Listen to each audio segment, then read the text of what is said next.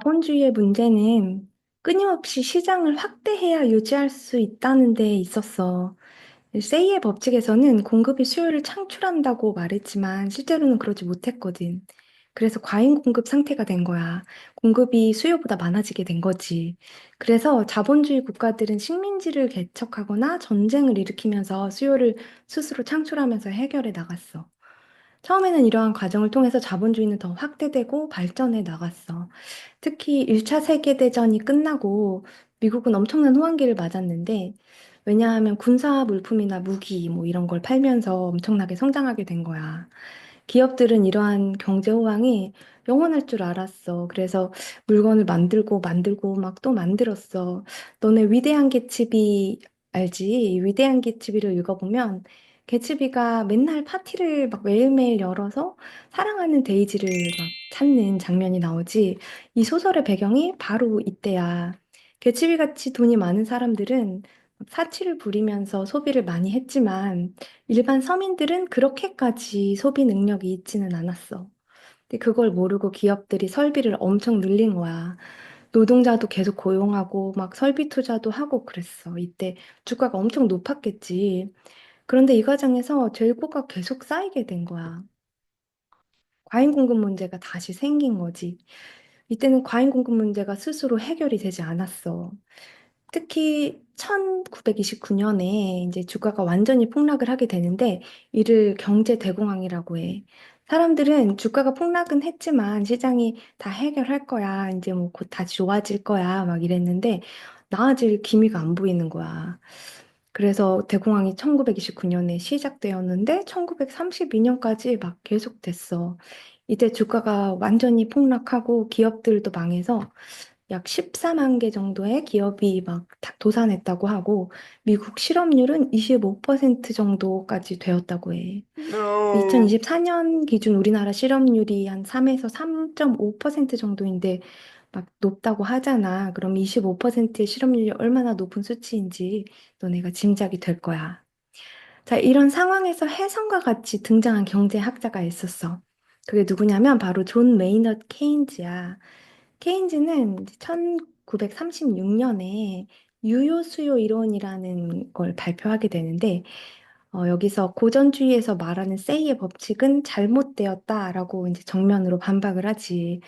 즉 공급은 수요를 창출하는 게 아니고 유효 수요가 있어야 지금 이 대공황을 해결할 수 있다라고 하는 거지. 이전에는 시장에 이제 개인 그 가게랑 기업밖에 없었잖아. 그런데 이제 정부도 시장에 참여해서 이 수요를 만들어야 된다라고 주장을 한 거야. 완전 고용 상태를 위해서는 정부 지출을 늘려야 된다고 말한 거지. 자, 이 시기에 미국에서 루즈벨트 대통령이 당선이 되었는데, 루즈벨트 대통령은 이 케인즈의 유효 수요 이론을 적용해서 뉴딜 정책이라는 걸 실시해. 뉴딜 정책으로 이제 대규모 토목공사 이템을 만들고 정부 지출을 엄청나게 늘린 거야. 그렇게 해서 이제 실직을 했던 노동자들이 다시 이제 월급을 받아서 소득이 생기게 되고 또 이제 노동자들한테 소득이 생기니까 이 노동자들이 다시 소비를 하게 되고 또 소비가 생기니까 소비를 하게 되니까 기업이 다시 이제 매출이 올라서 투자를 하게 되고 또 그래서 노동자를 다시 고용하고 그러면 이제 노동자는 또 소득이 생기고 그래서 소비를 하고 이렇게 계속 선순환이 일어나게 된 거지. 뉴딜 정책을 통해서 실제로 경제가 많이 회복을 했어. 이 케인즈의 유효 수요이론은 기존의 자본주의를 수정했다고 해서 이걸 수정 자본주의 또는 이제 후기 자본주의라고 하지. 대공황 말고도 수정 자본주의가 생긴 또 다른 이유가 있는데 바로 이 시장 실패야. 그러니까 시장 실패는 애덤 스미스의 보이지 않는 손이 항상 효율적으로 작동하진 않는다라는 건데 주요 원인으로는 공공재, 뭐 외부 효과, 뭐 정보 비대칭, 독점과 같은 것이 있어. 이에 대해서는 이제 설명하려면 너무 길어지니까 수업 시간에 해줄게. 자, 1945년 이제 제2차 세계대전 이후부터 1970년대 초반까지는 수정 자본주의가 경제 정책을 이제 주도를 했는데 이때는 경제 성장이 안정적이고 또 실업률과 인플레이션이 낮아서 자본주의 황금기라고 불리기도 해. 이 시기에는 정부가 재정 지출을 늘리고 사회보장제도를 강화하고 여러 산업 정책을 실시하면서 경제를 직접 관리했어. 이때의 정부를 큰 정부라고 해. 이제는 정부의 역할이 뭐 국방이나 치안 이런 거에 한정되지 않고 시장 경제에 적극적으로 개입해서 정부 지출을 늘리고 각종 규제, 복지 정책 등을 실시하게 된 거지. 자, 이렇게. 그런데 1973년과 79년에 1, 2차, 이 두 차례 오일 쇼크가 오면서 수정자본주의도 위기를 맞게 돼.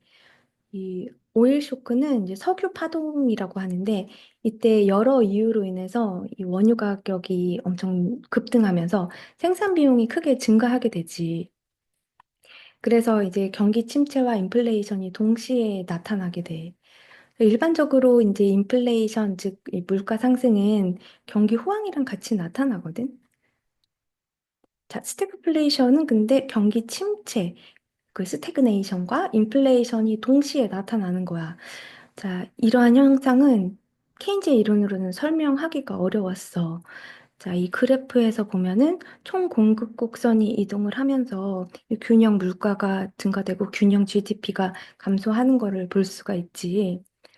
자, 그리고 또 이러한 배경에 더해서 큰 정부의 비효율성, 그리고 권력에 따른 분배의 불공평성 등의 문제가 끊임없이 제기되면서 수정적 자본주의가 아닌 이제 새로운 경제 체제가 등장해야 된다라는 주장이 나타나게 되었지. 이를 정부 실패라고 해. 자, 즉 1970년대 이후 정부가 과도하게 개입한 게 문제다라고 하는 거지. 이 정부 실패로 인해 등장한 경제 체제가 바로 신자유주의야. 자, 신자유주의는 정부의 역할을 최소화하고 시장의 자율성을 강조를 해. 그래서 신자유주의의 핵심 원칙은 작은 정부, 자유시장, 재정 건전성, 그리고 노동 유연화 등이 있어. 대표적인 사례로는 미국 로널드 레이건 대통령의 레이거노믹스, 그리고 영국의 마가릿 대처의 대처리즘 같은 게 있지. 자, 선생님이 오늘 준비한 내용은 여기까지야. 그럼 지금까지 배운 내용을 다시 한번 정리를 해볼게. 16세기의 중상주의와 이제 신항로 개척에 의해서 상업 자본주의가 나타나고 이는 산업혁명, 즉 산업 자본주의와 연결이 되지. 이제 이때 애덤 스미스가 등장해서 시장에서 경제 주체들이 자유롭게 경쟁을 할 때 보이지 않는 손에 의해서 스스로 균형을 달성하고 이는 사회 전체의 이익을 가지고 오므로 정부는 이제 작은 정부로서의 역할만 해야 한다. 개입하면 안 된다라고 했지. 하지만 이제 시장 실패로 인해서 대공황이 발생하고 또 여러 가지 문제가 생기면서 케인즈는 정부가 개입해서 유효수요를 창출해야 한다라고 하는 수정 자본주의를 주장했지. 즉, 큰 정부가 경제 정책을 주도를 해서 이 모든 거를 해결해야 된다라고 하는 거야. 이렇게 이 수정자본주의에서 자본주의는 황금기를 맞았지만 오일 쇼크와 정부 실패로 인해서 다시 신자유주의가 등장하게 되지. 자, 우리는 지금 신자유주의 시대에 살고 있어. 너희들은 신자유주의가 영원할 거라고 생각할 수도 있어. 왜냐하면 너희는 신자유주의 시대에 태어났으니까. 하지만 신자유주의는 아직 생겨난 지 몇십 년 정도밖에 되지 않은 정치 체제야. 뭐 불평등이나 뭐 금융위기 같은 새로운 문제들로 인해서 언제 또 경제 체제가 바뀔지 모르는 거지. 그럼 너희가 생각하는 바람직한 경제 체제란 어떤 거인 것 같아? 선생님은 완벽한 경제 체제는 없는 것 같아. 그런데 이제 아리스토텔레스가 얘기한 경제학에 대해서 한번 생각을 해볼게. 이 아리스토텔레스는 이 니코마코스 윤리학이라는 데서 재화, 그러니까 즉 상품의 교환이 공정하게 이루어져야 공동체가 잘 유지될 수 있다라고 했어. 그리고 이제 경제 활동의 궁극적인 목적은 부의 축적이 아니라 행복한 삶을 위한 것이어야 된다라고 말했지. 즉 경제 활동이나 돈은 그 자체로서 목적이 될 수 없고 우리의 삶을 더 윤택하게 만들기 위한 수단이 되어야 한다라고 주장한 거야. 이 아리스토텔레스는 경제학과 윤리학을 분리하지 않고 통합적으로 보았지. 너희들도 경제학을 공부할 때 이제 효율성이나 합리성에 대해서 배우겠지만 여기에서 너네가 더 넘어서서 아리스토텔레스의 관점에서, 그러니까 윤리적인 관점에서 이 경제 정책이 바람직한지 생각하고 또 경제 활동을 통해 너희의 삶이 더욱 윤택하고 행복하게 되기를 바랄게. 자, 그럼 다음 시간에 또 보자. 안녕.